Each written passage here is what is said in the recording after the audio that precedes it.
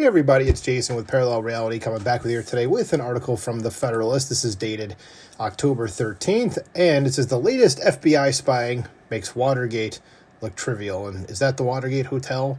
I don't know. I've heard of Watergate. I don't know what it looks like from the outside. Probably is, though. Anywho, it says the FBI secretly monitored the phone records of 8 sitting Republican senators in an abusive fishing expedition done with impunity. And you've probably heard of this by now. Probably at the time you're hearing this video, it was a couple weeks ago that this actually came out.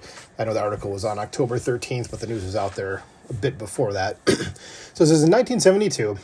A small team of operatives connected to President Richard Nixon's re-election campaign broke into the Democratic National Committee's offices in the Watergate complex to install listening devices. To this day, there is no conclusive evidence that Nixon personally ordered, or even knew of, the break-in beforehand. Yet Watergate shaped American political consciousness for decades. It gave the world a permanent suffix for scandal and became the ultimate symbol of abuse of power, a crisis so severe that it culminated in the only resignation of a U.S. president to preempt removal from office. Fast forward 50 years, and what has come to light under the Biden administration dwarfs the clumsy efforts of Nixon's campaign operatives. According to a newly released document from Senator Chuck Grassley, Republican of Iowa, the FBI secretly monitored the phone records of at least 8 sitting Republican senators. While the Bureau is said not to have access to the content of the conversations, it could see who was called, when the calls were made, how long they lasted, and even the location data. The ostensible justification was Special Counsel Jack Smith's phony investigation into whether President Donald Trump sought to overturn the 2020 presidential election, a claim that has no connection to these senators and provides no legal basis for examining their communications, especially since their phone records were sought 3 years after the election and 2 months after Trump had already been indicted for allegedly trying to overturn it. The entire operation was a flagrantly abusive fishing expedition carried out with total impunity. The internal FBI document confirming the Bureau's actions was then buried in a secret, prohibited access file, where it was recently unearthed by FBI Director Kash Patel. And he's finding a lot of BS that was going on, and it's bad. So the FBI was turned against us, just as everybody said they were, and, even though the government of Biden was just like, nope, that's not true. It's like, yeah, dude, it was. So next section here is method and intent. What distinguishes this moment from Watergate is not merely scale, but method and intent. Whereas Nixon's break-in involved a handful of operatives in a single office, this operation represents the weaponization of the federal government's security apparatus against a political movement.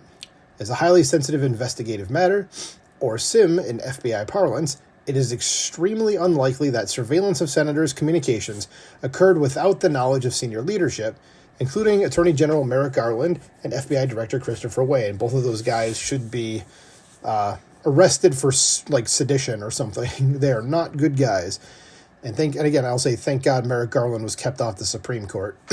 Says the official FBI document released by Grassley is a formal internal agency record confirming the Bureau's monitoring of the phone records, confirming that this was not a rogue operation but a sanctioned and coordinated activity. It was a deliberate abuse of power, a breach of constitutional boundaries, and a massive intrusion into the separation of powers.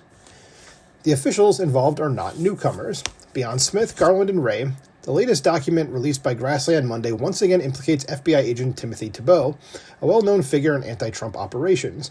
Thibault has been involved in nearly every fabricated investigation since 2016, including Russiagate, the suppression of the Hunter Biden laptop probe under the false claim that it was a Russian plot, and the orchestration of the 2020 election investigation, in scare quotes, long before Jack Smith arrived. Many other names, including those of special supervisory agents who executed the operation, remain redacted, another all-too-common problem, whereby officials who sabotage investigations and persecute political opponents are shielded by the system. It remains unclear exactly who in the Biden White House organized the effort, though well-documented contacts between White House officials and Smith's team strongly suggest high-level coordination. Next section here is staggering scale. It says the scale of political targeting is staggering. Earlier whistleblower disclosures showed that the same FBI operation did not stop with senators. At least 92 Republican groups and individuals, including Charlie Kirk's Turning Point USA, were targeted. The 2020 election investigation, once again in scare quotes, was never a genuine inquiry. It was a coordinated campaign aimed at undermining the entire conservative movement.